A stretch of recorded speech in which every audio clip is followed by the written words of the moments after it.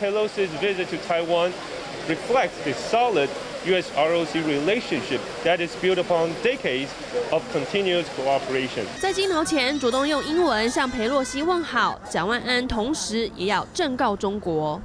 我想，中华民国是主权独立的国家，我们本来就可以接待跟邀请国际的友人。那如果中共他们有过激的反应，我觉得这个没有必要，对于两岸关系还有区域局势是没有帮助。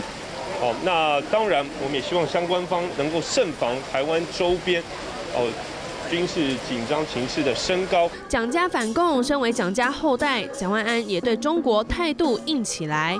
台湾欢迎国际友人来台参访，那我们更期待区域的和平稳定。侯友宜维持一贯的中间路线，但党内战斗蓝领导人中网董事长赵少康说，裴洛西对台湾俘获难料，对他自己倒是政治加分。台湾会变成西方政客为选举宣示反中的舞台，不要被利用了，还见猎欣喜。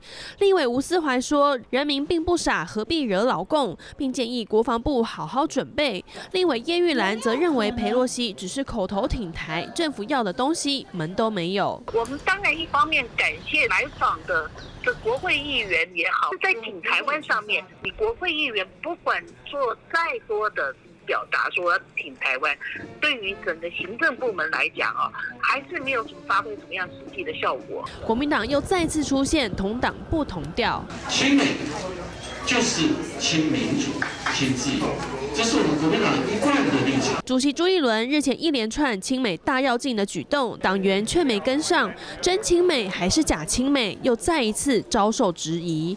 镜新闻叶庭、肖宇智采访报道。